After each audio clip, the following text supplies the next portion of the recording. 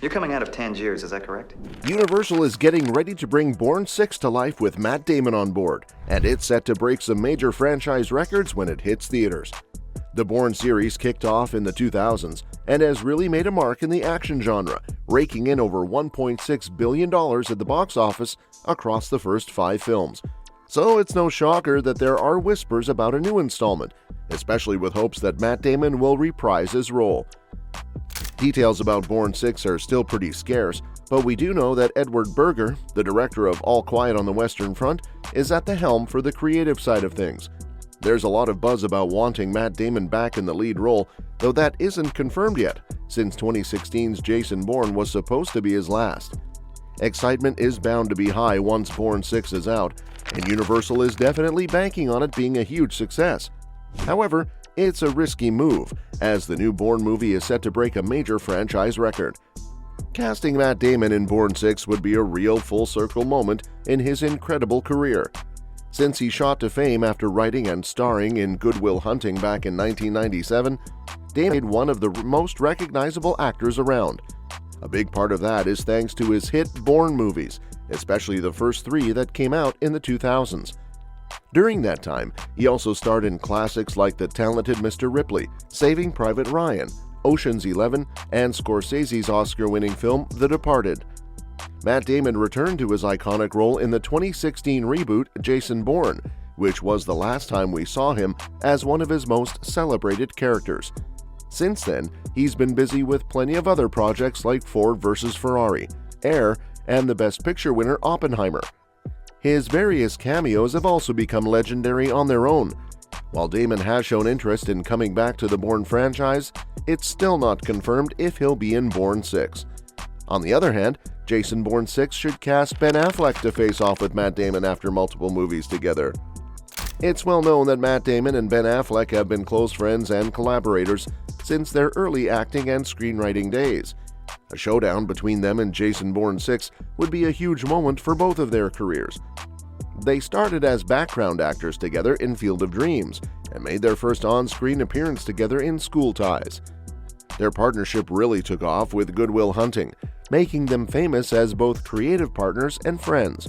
They've since appeared together in movies like Chasing Amy, Dogma, and Jay and Silent Bob Strike Back.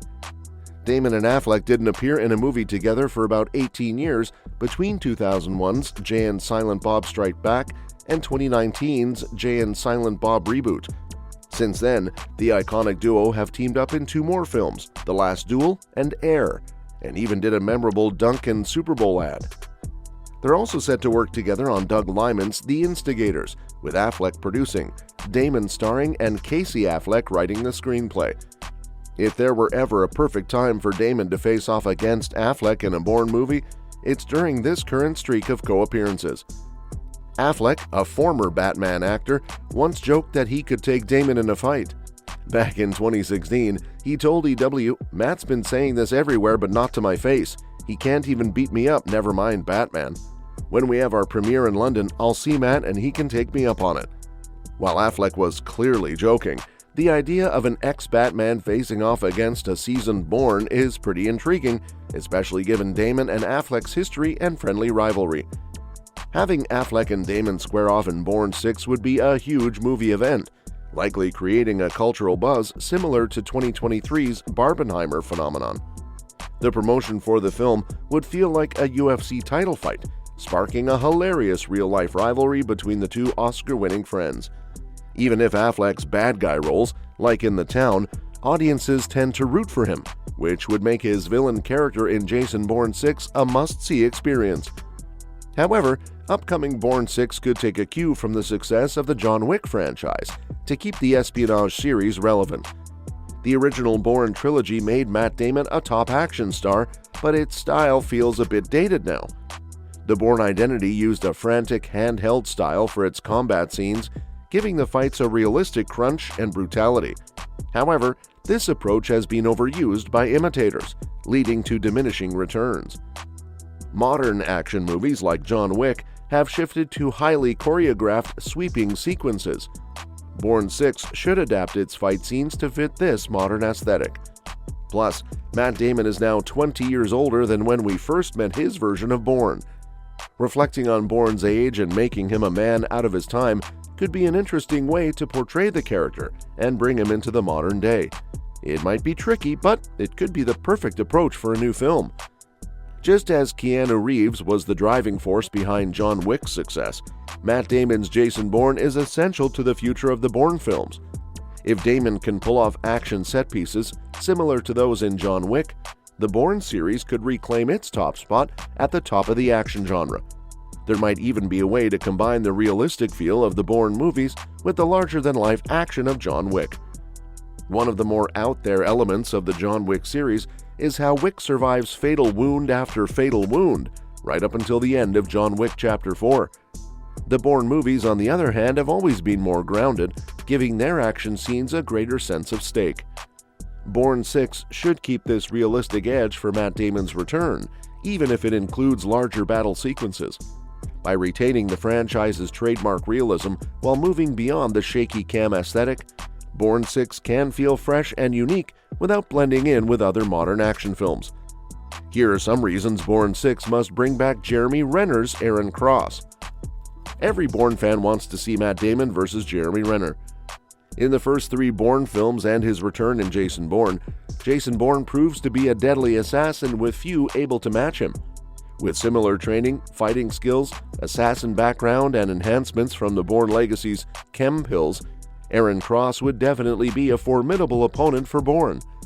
While they would likely end up on the same side, the idea of Jason Bourne versus Aaron Cross is too exciting for the franchise to pass up. Bourne 6 would be the perfect place to make this epic showdown happen. Second, Aaron Cross can help give the Bourne franchise closure. Both Jason Bourne and Aaron Cross have been on parallel journeys to escape the shadowy assassin programs that turned them into killing machines. While the Bourne Legacy explored how Bourne going rogue affected the series, Cross's story is just as crucial to wrap up for a proper franchise conclusion.